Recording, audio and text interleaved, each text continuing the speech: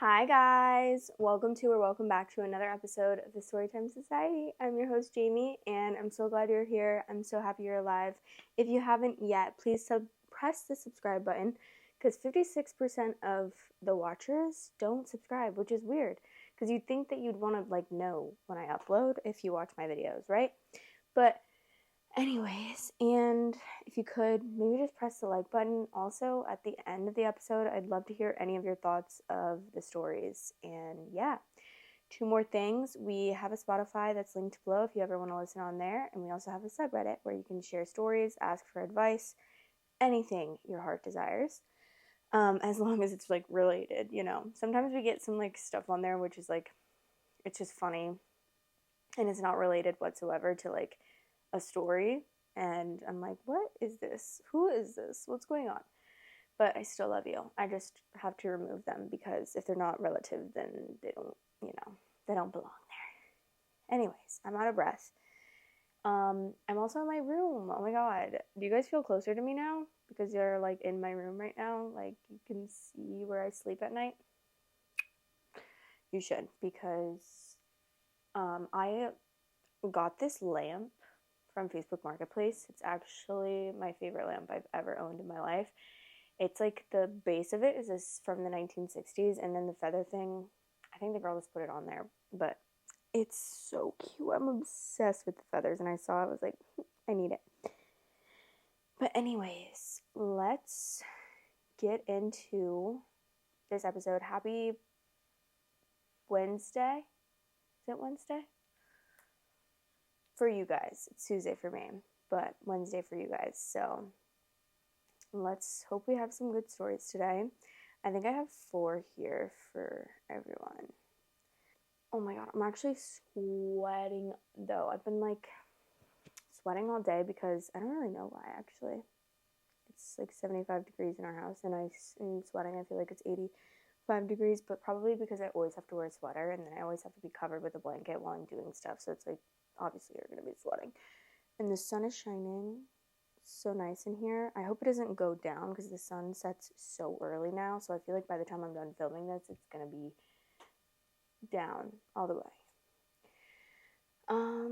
There's nothing really much I need to catch you guys up on because I told you guys everything on yesterday's episode, except I did film a mini episode and I'm filming another one today. So that's going to be a trial thing. And then also someone suggested that I should do a episode where I have subscribers ask for advice and then I give you guys advice on an episode, which I feel like would be a really good idea, and would love to find a way to have you guys submit either calls or text messages or something without giving my personal phone number away, and then I can film an episode where I dedicate giving advice to actual you guys, That'd be cool and cute, I feel like.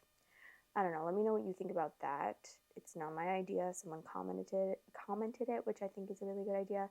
But I think the first mini episode will come out on Wednesday morning. No wait. It is Wednesday morning. Thursday is the first one, and then the second one will be Monday. So Monday and Thursdays are going to be the mini episodes. Slay. But anyways, let's get into this episode. The first story is, there's a little bit of a trigger warning. It doesn't say trigger warning, but by the title I can tell you right now that it's going to be a trigger warning because it mentions abuse, spousal abuse. And yeah, so let's get into it. Alright, the title is, My Abusive Husband Had a Car Accident and Now He's a Completely Different Man. On August 15th, 2023, my life was turned upside down. My husband got into a terrible car accident. A drunk driver hit him head on, and his injuries were severe with broken bones, internal bleeding, and traumatic brain injury. He was in a coma for 6 days, and honestly, no one knew if he would survive. Even worse, I didn't even know if I wanted him to. Our marriage had been awful. He was emotionally abusive, selfish, controlling, and at times, physically abusive. I stayed because of our daughter. I didn't want her growing up without a father, but I also couldn't keep living in fear. I had already started preparing to leave. I saved money, made plans, and had everything lined up for divorce. But when the accident happened, I was hit with this horrible thought I couldn't tell anyone. I secretly hoped he wouldn't make it. I didn't want to keep living in fear. When he woke up, everything was different. He didn't recognize me as his wife. He thought I was still his fiancée. He was confused about everything: his age, his life, also the fact that we had a daughter. It was a little bit surreal, but there was something almost refreshing about it. He was happy and kind in a way I hadn't seen in years. I felt like I was meeting a completely new person. The doctors told me that he is suffering from long-term memory loss. They told me it could take days, months, maybe even years for his memories to come back, if they come back at all. It's hard not knowing how much he'll ever truly remember. It took a few nights for him to adjust to everything. He had to process his physical recovery and the shock of being a father and husband again. Slowly, he returned to work. At first, I was worried he might not be able to cope, but he quickly went from being someone who was underperforming and on the verge of being laid off to a top performer, even earning a promotion. The compensation from the accident allowed us to pay off most of our debts. For the first time in years, we're financially stable, and I felt like maybe, just maybe, things could get better. Now he's like a different person, or rather, he's like the person I first fell in love with. He's become the kind of partner I dreamed of having, the kind of father I always wanted for our child. He's constantly telling me how much he loves me, how grateful he is to have me in his life, and he dotes on our daughter. I'm not even sure he realizes she's 3 because he doesn't remember her birth. He just accepted it as fact and adores her completely. Lately, he started to regain some of his memories. He says it's been happening in flashes. Sometimes he'll remember things about our past life, and he gets confused. He often asks me if certain things really happened, like if certain things really happened, like if we really went through what we did, or if he was truly the person that I described. He'll ask, "Did I really treat you that way? Was I really like that?" And every time I have to tell him the truth. I tell him that yes, he was abusive, and yes, he did hurt me. Each time I confirm it, he breaks down crying, apologizing profusely, telling me how sorry he is. He says over and over that he can't believe that he became that person. I know this sounds like something out of a movie, but I'm just living in this surreal reality where I'm finally getting the life I dreamt of. He's affectionate, attentive, and goes out of his way to make me feel loved. He's an incredible dad to our daughter, and seeing them together laughing, playing, genuinely bonding brings me to tears sometimes. I've never felt so loved in my life. I still find it hard to believe sometimes, but seeing him work so hard has been nothing short of amazing. I feel so conflicted. People might think I'm awful for not telling him everything right away, or they might think I'm a fool for staying after everything and hoping he's changed.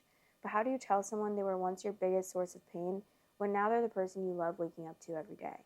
How do you shatter the hope they have in this new version of themselves? Right now, we're finally safe and happy, and I want to hold on to this as long as I can. I mean, that sounds like something out of a movie, but it's kind of hard because it's like, I feel like if he was really that person, unless he had like a brain tumor removed that was making him be that person, then he will probably end up being that person again, right? I mean, obviously right now, if you're happy and everything's okay, and like maybe if this really has changed him as a person forever, that's great. But I feel like the first sign of him changing back to who he used to be, because if he did truly regain all his memories and started to become like he was before the accident, then I feel like there's nothing that's going to stop him from being abusive again. So, I don't know. I mean, I don't want to say like you need to leave him because I think that'd be a great idea because he was physically abusive, which is terrible, and also emotionally abusive, which is also terrible. But obviously right now she's like in a good state and really happy, which I'm really grateful for her, but at the same time it's just a little too good to be true. But we'll see. Some of the comments: when is the movie coming out? It almost sounds too good to be true, but if it really happened, just be happy. Head trauma can indeed change someone's personality. There's a chance he had a mild brain injury, like a blood clot or a concussion in the past, that changed his personality for the worse, and those effects have now been undone. Source: my brother had multiple concussions when we were young, small and serious ones. After a serious one, he became unbearable. Our mother used to bring him breakfast in bed, not to coddle him, but just to save us all from his bad moods in the mornings. After yet another serious concussion a few years later, he was the most pleasant person to be around. He still has issues focusing, though. That's crazy. I have known others that something similar happened to that changed drastically afterwards. One was an alcoholic and never drank after, became a new person. I hope your story is true and not far-fetched from my experiences. The almost exact same thing happened to my alcoholic dad. With a large family, mom just stayed and took it. Worked her fingers to the bone. Barely had a smidgen of her own life after all of us kids were grown. We all pitched in to help and try to appease Dad. He likely would have died alone and early without her. Hit by a truck as a pedestrian, broken pelvis and skull, and 10% of his brain mass missing, he finally came home on his feet, using a walker, doing rehab, and sober for weeks now. Became appreciative and loving towards my mom. Helped around the house best he could, ditched the walker, got amazingly better. Many years later, started nipping small drinks of gin again. Eventually, drinking became regular again. Gin destroyed his in their evenings together, made his days irritable, but he was not as bad as before the accident. Just an odd tale, in my opinion. I advocated for her to leave him prior to the accident, but not after. By the time he started drinking again, they were both elderly, but what a waste. That's sad. That's what I would be concerned about. Like, what if he does turn into what he was before, and then you wasted all these years on him when you were, like, ready to leave? That's probably the scariest thing. But obviously you can't just, like, sit there, and you have to kind of make your decision. Like, either you're going to accept it and you're going to stay with him, or you're going to leave him and be like, maybe this will happen again, maybe it won't, but I don't want to be with this person that abused me. Because either way, he did do that to you in the past. Even if he's a different person now, it's like, still, he hurt you a lot, and in the worst ways. Next story. Am I the asshole for not letting my mom come to my wedding after she ignored me my whole life?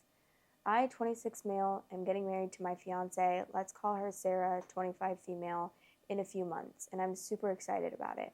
But there's one big issue with all the planning: my mom. A little background: my parents divorced when I was 8, and my mom, let's call her Layla, remarried pretty quickly after that. She married this guy, Dave, who had 2 kids of his own. Ever since, it's like I was no longer a priority in her life. She focused all her attention on Dave and his kids. Like, I'm not exaggerating when I say she treated them way better than me. They'd go on trips, she'd go to all their sports events, and they'd get everything they wanted. Meanwhile, I felt like I was invisible. She didn't ask anything about my school, didn't care about my friends, or even my mental health. I started to feel like I wasn't even her kid anymore. When I turned 18, I moved out. I thought maybe she'd care and try to stay in touch, but nope, she didn't.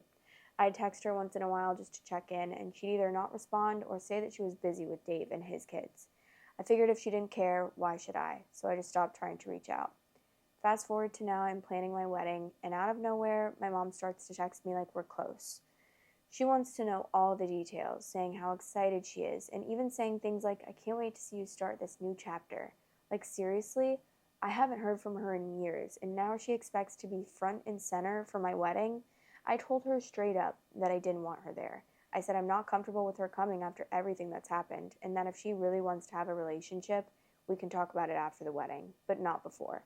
She started crying and saying that I'm holding a grudge and that I'm her son and she deserves to be there.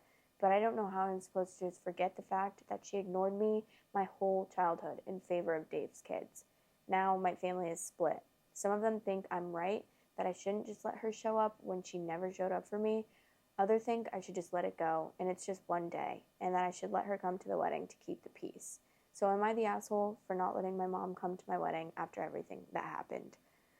Obviously not. It's your decision, first of all, and second of all, if this girl literally hasn't been a part of your life, why does she want to now? What, to save face so that people think that she's an amazing mother? You don't even really know each other anymore, so why would you even want her to be a part of it? Which you don't, obviously, but the family that's saying that you should just let it go and it's just one day, like, yeah, it's just one day. It's your day. It's one of the biggest days of your life. And you shouldn't have to keep the peace if she didn't try to keep the peace when you were growing up. She was fine with leaving you behind and kicking you to the curb and making a new family with Dave and his kids and just leaving you in the dust. So you should just leave her in the dust. I feel like we always talk about this, how like just because it's your family member doesn't mean that you need to like be in contact with them. If they're a terrible person, like this girl seems like she is, then bye. I can make new like family. And I don't think that being a family member excuses all the bad shit that you've done. I shouldn't have to just forget about it and keep the peace just because you're my mom. Like, yeah, you're my mom, but you're also shitty. You did this shitty thing to me. You kicked me to the curb, stopped having me in your life. He obviously felt abandoned and very sad about it. And now she's like, please, I deserve to be at your wedding. Like, yeah, I also deserved to have a good mom, but look where we are. Some of the comments. She started crying and saying, I'm holding a grudge and that I'm her son and she deserved to be there. And this person commented on it, and you're her son who deserved to have a mother that cared and prioritized you at least occasionally. But here you are. Wait, why is that the same exact thing that I just said? Twins. You're well within your rights to hold that grudge until you feel comfortable letting her back into your life, which is not now. And then they also responded to, others think I should just let it go and it's just one day and that I should let her come to the wedding to keep the peace. And they said, I hate this sentiment with a passion. What peace? You would not be at peace if you had your mom at your wedding. Childhood neglect is not something you forgive and forget for most people, especially when you've come to terms with not having a relationship with your parent. She doesn't just get to waltz back to ruin what's supposed to be one of the happiest days of your life. Yeah, exactly.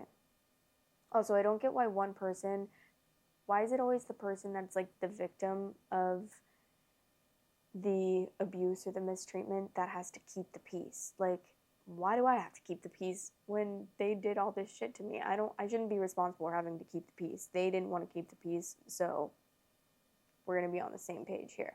We're just both going to not keep the peace. And then move on. Like, I would be like, girl, if you wanted to be in my life and you wanted to be a part of my wedding, you shouldn't have left me to rot. Not to rot, but you know what I mean. She could have cared less if you did, so.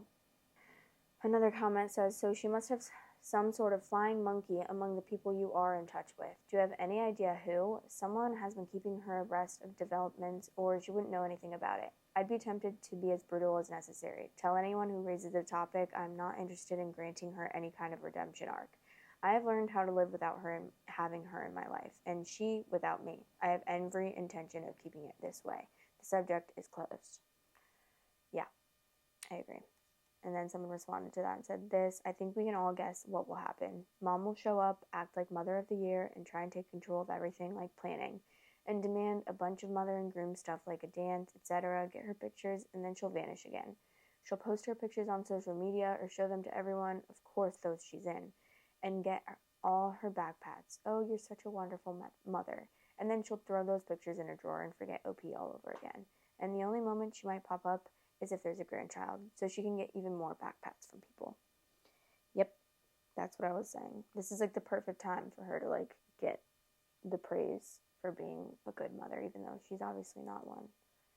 Because it's photographed and videographed and it's a wedding, so you can act like so sentimental, but no, she doesn't deserve that. Okay, this one's short, but the title seemed interesting, so. My husband came home from rehab with an employee as a girlfriend. So I dropped my husband off at a 28-day residential psych addiction program the beginning of October. He was there for his mental health. He was not well when I dropped him off. We'd already been having marital issues the past several years, but 2 weeks in, my husband texted me a very formal message deciding on separation. Minimal contact after that, except for a few calls to the kids. 2 weeks after that, he was discharged and I picked him up. That night, he got a text saying, "I can't wait to be official. I love you." And I was heartbroken. I assumed it was another patient and I didn't want to know anything else about her. But I've just become aware that it was someone who worked at the facility, and according to my husband, his own caseworker may have been aware. The caseworker has been texting him privately since his discharge as well. Separation and impending divorce aside, as a medical professional or someone who worked with a vulnerable community, I'm besides myself that she can work there. What legal actions should I be taking? There's no way that this is okay. Yeah, that's definitely illegal, right? Like, there's no way in which that is accepted or okay. That's like your doctor dating a patient, which is very not okay and not legal. Someone said if it's an unlicensed peer counselor, it would be a fireable offense. If it's a state licensed provider, then it's both fireable and a license issue. You need to find out the role of the individual and then make a formal complaint to the facility and the state licensing board for that individual. Her first name is all I know. It is listed as a name of a caseworker there, and his own caseworker was apparently aware of this relationship, and even she texts him now that he's discharged from her own phone. Why in the world is this place in operation? Oh, this is on the legal advice subreddit. That's funny, I didn't even know that. And it was posted 6 hours ago, so I'm assuming there's nothing, no follow-ups or anything. But I mean, yeah, if someone's going into an addiction and a mental health program, like, you're taking advantage of them as someone who is supposed to be like a worker there and more on a higher level than them. That's a little bit weird. And it's a little bit probably illegal as well. I'm sure it's illegal. I can't imagine that is something that would be okay at all if, like, she reported that place. I feel like they'd get shut down because why are you texting your patient unless you're, like, their sober sponsor or something? You should not be doing that. Don't be doing all that, girl. You're crazy. Guys, I'm scared because this story, the title is actually insanely crazy. You guys are gonna, I don't know what the title of the story, I don't know if I said that, but I haven't read the story, so it could be a little bit better than the title is giving off, but no trigger warnings though, unless you're grossed out by shit. Okay, the title. Am I the asshole for breaking up with my boyfriend because he shit in my dad's office? I, 22 female, just broke up with my boyfriend, 25 male, because he took a shit in my dad's home office. Yep, you read that right. This weekend, my boyfriend was visiting me at my parents' house, and I woke up to my mom coming into my room. My boyfriend was in the shower. She asked me to come into my dad's office and proceeded to show me a massive shit. At first glance, I thought it was a dog poop because my parents have 2 dogs, but this thing was way too big to be from their 2 small dogs. My mom then asked me if I thought it could have been from my boyfriend. Obviously, neither my parents nor I would do this. I walked back to my room and my boyfriend got out of the shower, and immediately he started apologizing to me and telling me about the poop situation. He said he went in there to grab a paper he printed and an overwhelming feeling of having to poop came over him. He said he couldn't wait and had to poop right there. He got right in the shower because he got some on himself and said he was going to clean it up after he was profusely apologizing. I literally do not understand because the bathroom is right down the hall from my dad's office. I appreciate the honesty from him, but I cannot understand what in the effing world you just shit on the floor of someone's house. I broke up with him on the spot because I'm so disgusted and I can't even look at him after all of this, let alone talk about it with my parents. I told him to leave, and now he's blowing up my phone, apologizing and begging me to reconsider, but I cannot even cope with the fact that he shit on my parents' floor. Am I the asshole? Edit for context. My dad and my boyfriend did get into a small fight the night before. When we talked about the poop thing, he didn't mention the fight with my dad, but I'm literally spiraling trying to figure this out. Like, was it some weird play at my dad? I have no effing clue. Moment of silence for this man. What is actually happening. That's actually the craziest thing I've ever heard in my life, and I'm scared shitless, no pun intended, of this man. I mean, it's so funny. Like, I mean, I hope she's just writing this for shits and giggles. Sorry, there's so many puns, but obviously she knows she's not the asshole, right?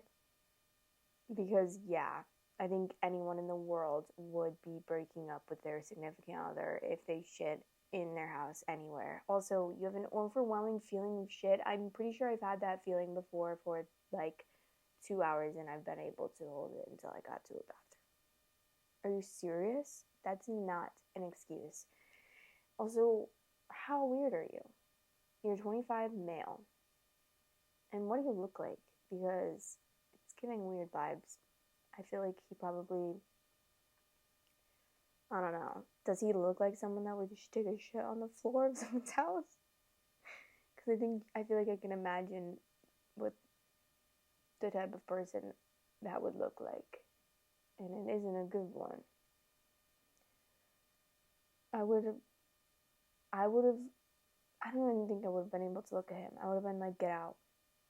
Also, I would have made him clean it up first. Also, if you really like felt like you couldn't shit that badly, or like you had to shit that badly, I would have cleaned it up before I would have taken a shower. What? I wouldn't have wanted anyone to see that. That's actually so scary. This guy actually needs medication, I think. I'm gonna refer him to my doctor because I'm scared. Okay, someone said, I mean, if I couldn't make it to the bathroom, I would go in my pants before even thinking of defecating on the floor in my own home, let alone someone else's. Right? Like, I have severe Crohn's disease. I totally know what it's like to not be able to hold it in. I still have never shit on the floor. My pants while running into the bathroom? Absolutely. Dropping my pants and shitting on the floor of the room I'm in and then leaving it to shower because I got some on me? Absolutely not. Exactly. You would shit your pants. Like, why would you pull your pants down? That's just crazy. And was it carpet? Because I feel bad for them. Also, it's getting so dark in here, but it's kind of like a vibe. I just feel like you can't see me anymore. I feel like I'm telling ghost stories right now. I suppose we can include ability to hold in bowel motions in the list of critical partner attributes. What he did was disgusting. There's no excuse for pooping in someone's office when there's a perfectly good bathroom nearby. Yeah, that goes without being said. If he had time to pull his pants down, he had time to make it to the bathroom. I'm sorry, but no. I have a chronic bowel dysfunction. I haven't had a solid BM for at least 10 years. Sometimes when my body says go, I have somewhere between 40 to 45 seconds to get to a toilet before my body starts evacuating by itself. I have never, not a single time in those 10 years, shat in someone else's home. I have dirtied my pants slightly while sprinting to the toilet, but I've never shat on anyone's carpet. That was intentional. If he had to go that suddenly, he could have chosen to soil his pants while running to the bathroom instead of taking the time to unbuckle his belt, taking off his pants and underpants, squatting, and shitting on your dad's office carpet. That was absolutely intentional, not the asshole. Your boyfriend is a disgusting liar. I need her to figure out if the reason that he did this was because the fight they got in. Because there's no way. There's no way. I mean, I'm scared. She didn't even update or do, I don't think, any comments. Okay, so context, my dad is a bit of a clean freak and has one of those very modern offices with no frills. I was thinking the same thing. Like, seriously, nothing else you could have done. But I looked around and there really was no other place to do it, I guess. What? Honestly, I had this thought too. I've had my fair share of near misses and I know that it's a real thing. But it wasn't diarrhea. It was a log. And the bathroom is so close. It just doesn't seem like that was the case here, unfortunately. Not the log. Please. I'm so scared. Not the log. The log is crazy. I mean, regardless, even if it was diarrhea, like, still, you don't have to poop it. Poop on the floor. Okay, I made it a little brighter so that it wasn't so dark. That was scary. Okay. Am I the asshole for refusing to leave a wedding because I wore a dress that looks white under a black light? A few months ago, I attended a close friend's wedding with my husband. I wore a yellow dress. Think like Belle in Beauty of the Beast yellow, bumblebee yellow. So yellow that I did not question if it was appropriate or not to wear to a wedding, and neither did my friends nor family. I arrive at the wedding. We have the ceremony, the cocktail hour, the dinner, and the reception. I get many compliments on the dress, and the bride even comments on how much she loves it several times. Towards the end of the reception, the venue dimmed the lights and turned on some black lights. These black lights made my dress appear more white than yellow. A member of the wedding party approached me while the black lights were on and stated that I needed to leave because my dress was white and inappropriate. I stated that the dress was yellow, but the black lights were making it appear white. The member of the wedding party stated that if I didn't leave, she would make me. I stated I'm here to celebrate my friend, repeated that the dress was yellow, and said I will not be leaving early. Bride and groom hadn't left yet, and I came from overseas. The conversation, while heated, did not have raised voices or foul language from either side, but I will say it was tense. The wedding party member walked off, and I watched as they immediately went to talk to the groom, angrily pointing in my direction. The groom shrugged and continued to dance. The next morning I was approached by a different friend at breakfast, not in the wedding party, who stated that they heard what happened and that I should have left when asked because it made people uncomfortable, and that it made it about me partying rather than respecting wedding etiquette. I have felt incredibly embarrassed about this since. So am I the asshole for not leaving the wedding when asked? This is like, why do I feel like it's slow motion right now or something? No.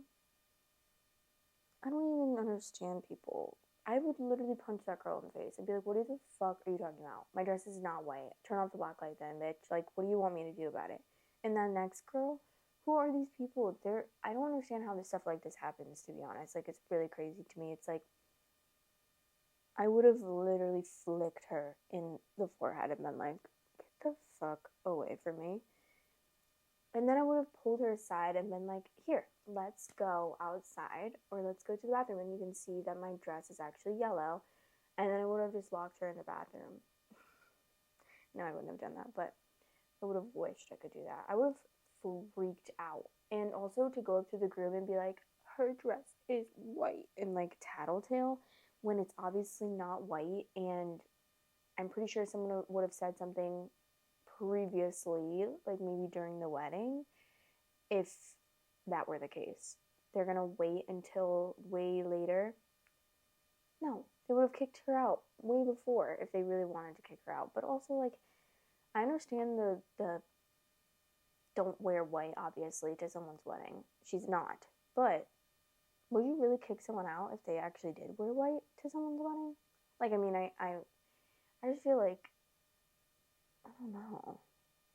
Or if it was like a close color, like cream or something, and the person was just like, I didn't even think about it. I mean, I would support that decision, but I just feel like that would, I don't know. I feel like that would actually happen. Like, would you actually be like, you need to leave? I just feel like they're probably so focused on everything, like the wedding itself, that why are they gonna be kicking someone out? They're gonna be getting married and they're gonna be minding their business and having their day. Okay. Some of the comments. Not the asshole. Who checks their attire under black lights to see if it passes? Ridiculousness.